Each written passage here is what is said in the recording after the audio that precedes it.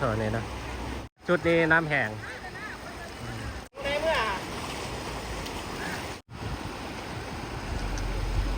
ดวน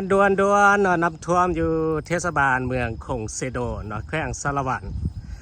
นะซึ่งว่าอยู่จุดนี้เราจะมีหมู่บ้านนะชาวบ้านอยู่อาศัยอยู่เขตนี้นะน้ำท่วมตั้งแต่วันที่12วันนั้นได้ยินพันว่าสว่ามื้อนี้กับวันที่14แล้วนะชาวบ้านก็พากันค้นเครื่องค้นคล้องเนาะจะเป็นรถล่างพาหนะเนาะเป็นงัวเป็นควายมาไว้จุดที่สูงนะจุดเส้นทางนี่เนาะเส้นทางระหว่างเมืองคงเซโดเนาะไปที่ปักเสซึ่งว่าเขตนี้ก็จะขึ้นกับเมืองคงเซโดแล้วนี่เนาะโถหลังจากที่ว่าฝนตกหนักเนาะ2-3 มื้อตั้งแต่วันที่11เนาะจำบ่ผิดเนาะ11 12 13ตกเรียนกัน3 มื้อของเดือน6 2025นะก็เฮ็ดให้น้ำนี่ท่วมนี่นะมันก็เอางัวเอาควายออกมาเนาะจากทงไห้ทงหน้าเนาะนี่มัดไว้แค่นี้เนาะเขตนี้เราท่วมหมดเลยจะเป็นเขตจุดต่ำนะมันก็เอารถเนาะเอารถออกมาไว้แค่จุดนี้หมดเลยรวมทางงัวทางควายเนาะเพิ่นก็ยังเลี้ยงงัวเลี้ยงควายไล่เนาะอยู่ทางใต้ไปนะ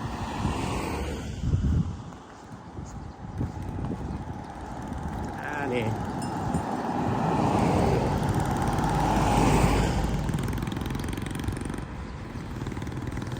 ทั่วหมดแถวนี้เนาะ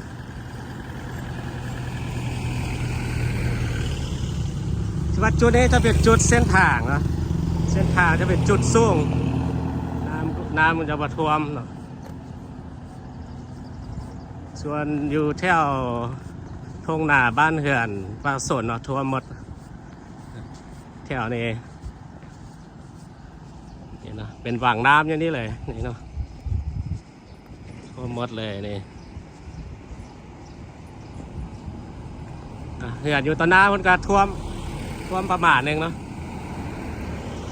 อันนี้จะเป็นงัวเป็นควายเอามาไว้อยู่จุดสูงเนาะมันเลี้ยงงัวเลี้ยงควายไล่อยู่เนาะอยู่เขตนี้นี่เนาะก็จะเป็นรถไถนาเนาะหรือว่ารถอื่นๆเนาะเป็นรถใหญ่ยังไปก็เอามาไว้อยู่พี่หมดนะเข้าไปนี่เราจะเข้าไปซ้ายมือเนาะบ้านแกงหวดอ๋อน่าจะเป็นสาวบ้านมันอาศัยอยู่หมู่บ้านนี่เนาะโถนี่นะไผ่ธรรมศาสตร์นะก็จะท่วมอยู่หลายๆจุดเลยเนาะอยู่เทศบาลเมืองคงเซโดนนี่เนาะแล้วก็อยู่พุ่นเนาะอยู่สารวัตรพุ่นกระท่วมมือกันเนาะเทศบาลแขวงรถไถนาสวยดีดีท่วมหมดเลยมาเข้าไอ้นี้เนาะหมู่บ้านนะ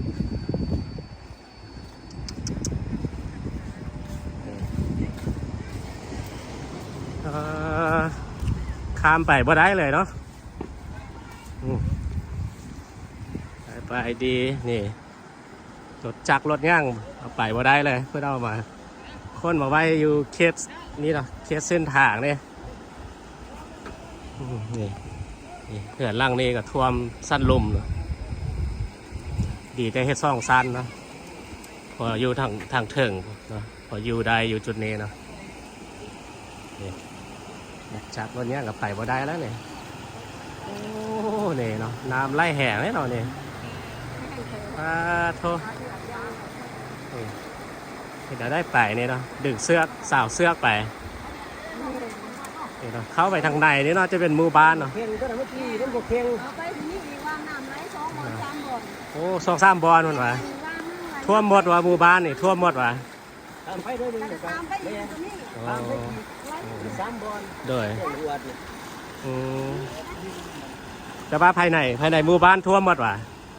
ท่วมหมดเลยป่ะครึ่งหนึงว่ะ บ่เลิกแต่น้ำแห้ง โอ้ครึ่งหนึงท่วมครึ่งหนึง บ่เลิกแต่แห้ง อืมจุดตามนี่ท่วมหมดเนาะโอ้อันตรายนี่เนาะน้ำนี้เนาะยังบนลดลงเลยน้ำนี้น่าจะกำลังมาเนาะเพราะว่าฝนหากระเสาตกมือเสาเลยเนาะอืมนี่เนาะ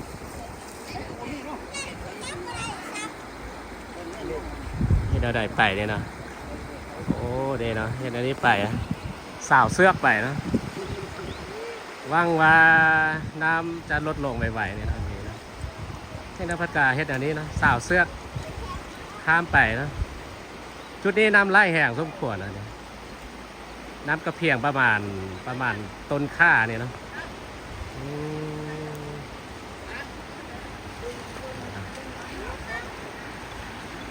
มดีแต่ชาวบ้านมันก็เร่งเนาะคนเครื่องคนข้อออกมาทันเนาะ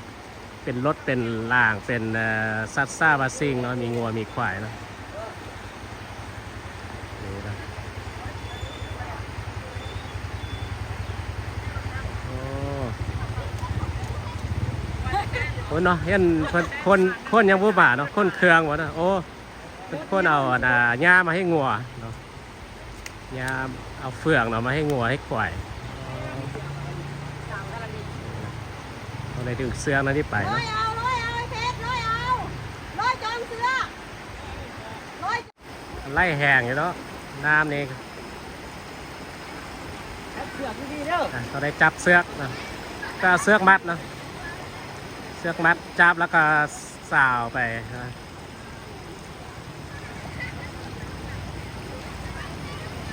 แหกเตอไล่น้ำนี่เนาะ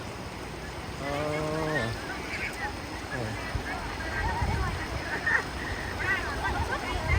นี่เนาะประมาณเพียงกลางค่าเนาะแต่ว่าจุดนี้น้ำแห้งจะมีเด็กน้อยเนาะดีได้เด็กน้อยเทศสุบส่วนก็จะเก่งเรื่องลอยน้ำแดนเนาะ ได้เลยนี่ครับได้เลยเป็นน้ำแกงเป็นน้ำแกงยังไงเนี่ยละเลี้ยงแบบไปกระทบ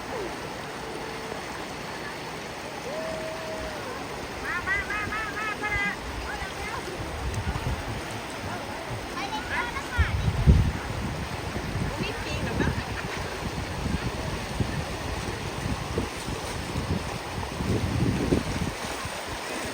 น้ำท่วมบ้านแล้ว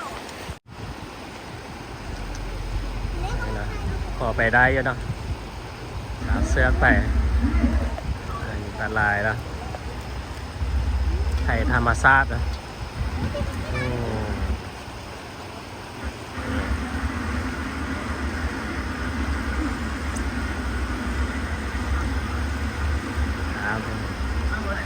ครับไปบ้านเพื่อนว่าเข้าไปนี่เรามี2-3 จุด2-3 จุดเนาะก่อนสิไปฮอดอันใจกลางหมู่บ้านเลยเนาะครับนี่เนาะน้ำไล่แห้งผสมขวดเนาะไปนี่ไล่แล้วนะประมาณนี้เนาะน้ำไล่แห้งนะอยู่จุดนี้เนาะ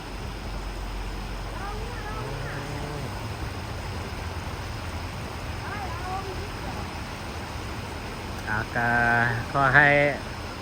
ผ่านพ้นไปโดยไหวเนาะถ้าทักพ้นประตองเนาะคาดว่าน่าจะประมาณอีก2-3 มือมันตีเนาะประมาณนะน้ำจึงสิลดลงเพราะว่าน้ำนี่ก็ไล่มาแต่เนื้อมันนะไล่แต่เนื้อลงไปตายนะ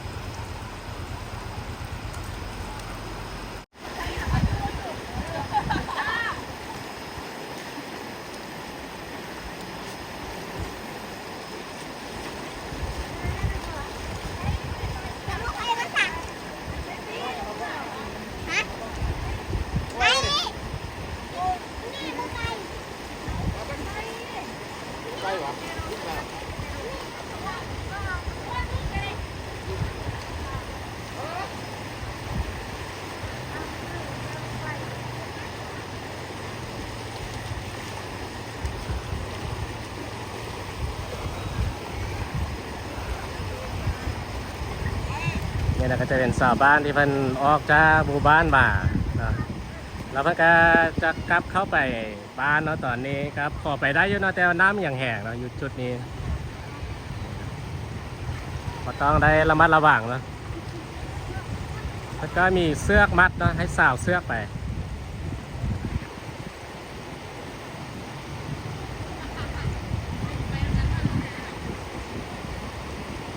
บางคนเพิ่นก็ไปเอาเฟืองอยู่ภายในหมู่บ้านเนาะมาให้งัวให้ควายเนาะที่เพิ่นเอามาไว้อยู่จุดเส้นทางเลยโถนี่เนาะน่าเห็นใจเนาะหมู่บ้านต่างๆที่ได้รับผลกระทบน้ำท่วมแบบนี้เนาะ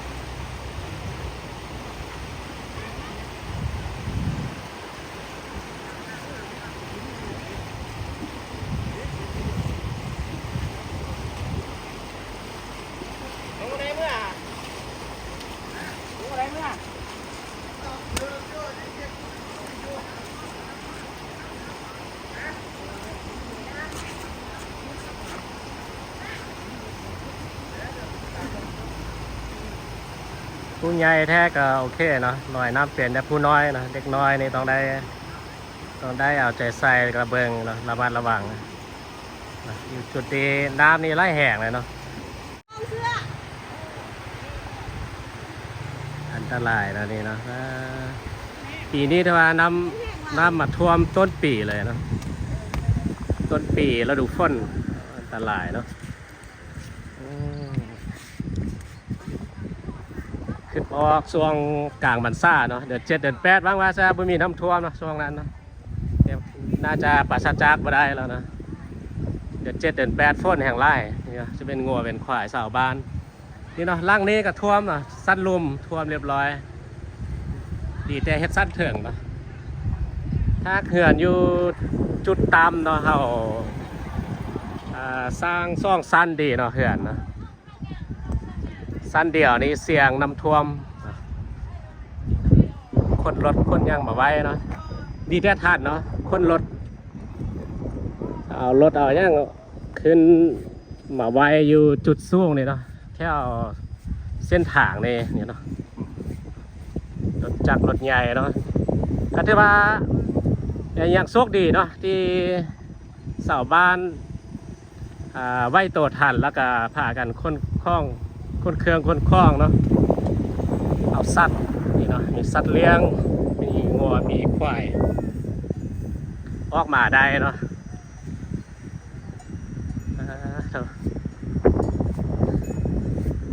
เห็นแล้วน่าเห็นใจเนาะก็ให้ผ่านพ้นวิกฤตนี้ไปโดยไวเนาะอันนี้นะอันนี้ก็จะเป็น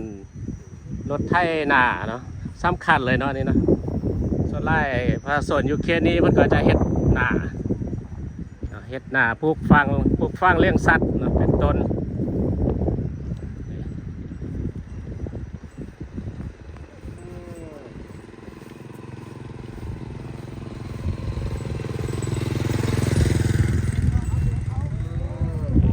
มีงัวมีควายไล่เนาะมันเลี้ยงงัวเลี้ยงควายไล่อันนี้เนาะรถก็ถือว่าโชคดีเนาะเพิ่นสามารถเอารถเอาเครื่องเอาสัตว์เลี้ยงเนาะออกมาไหวเนาะ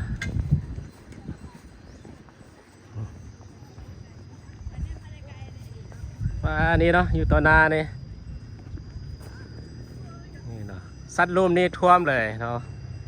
เลือดได้สั้นถึงก็งัวควายโอ้นี่ผู้สาวนะ โอ้ผู้สาวไป5 เอียนบ่เนาะ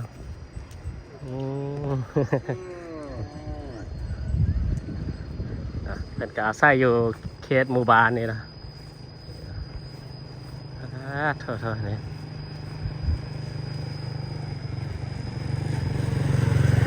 ดีเนาะมันก็คนเครื่องสำคัญนี่มันรถนี่แหละเนาะรถรางพาหนะเนาะเมื่อว่าจะเป็นรถจักรรถไถนารถใหญ่ที่มันมีเนาะมันก็ถัดเอาออกมาหมดนี่เนาะเป็นรถใหญ่นะประกันไว้ก่อนเนาะเพราะว่าบัวน้ำมันสิลดลงหรือว่าเพิ่มขึ้นเนาะ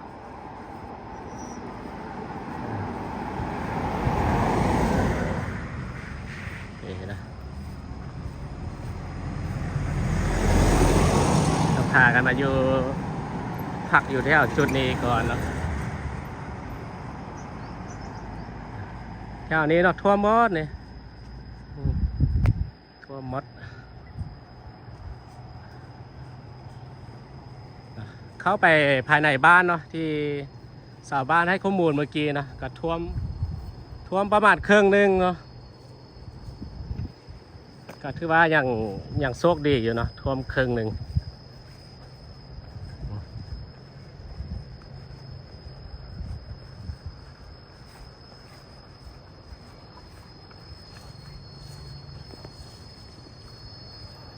ก็ภาวนาให้เนาะน้ำนี้ลดลงโดยไวเนาะลดลงปกติโดยไวนี่เนาะก็ช่วงนี้ก็จะเป็นช่วงสาวหนาเนาะสาวบ้านเพิ่งกำลังปลูกหนาเนาะช่วงนี้เนาะน้ำพามาท่วมบางคนเพิ่งก็วาดกาปลูกไปแล้วเนาะแต่ว่าน้ำนี่มาท่วมก่อนปลูกไปแล้วนี่น่าจะบ่ได้กินแล้วนะแล้วก็ผู้ที่ว่าบ่ทันปลูกนี้ถ้าหากบ่ได้หวานเนาะเป็นแบบสักกาเนาะบางคนมันก็สักกาเนาะกาหากก็โป่งใหม่ๆเนาะก็น่าจะบ่ได้ปลูกแล้วน้ำท่วมหมดแล้วเนาะน่าจะตายหมดแล้ว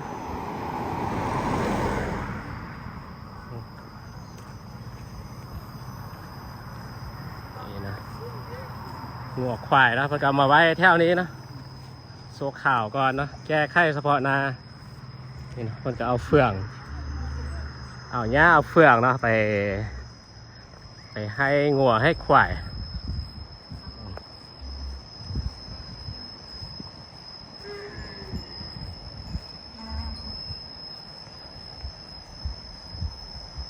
จุดนี้จะเป็นหมู่บ้าน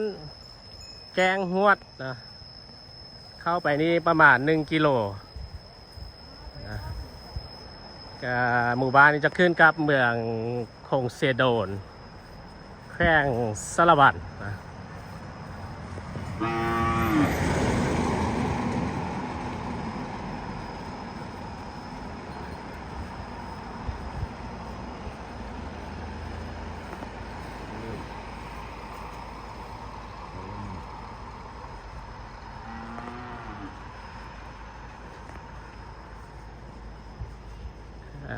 ก็พอมีความโชคดีเนาะสามารถเอารถรางพาหนะเนาะเป็นงัวเป็นควายแล้วก็สมาชิกครอบครัวเนาะปลอดภัยได้แล้วครับใจ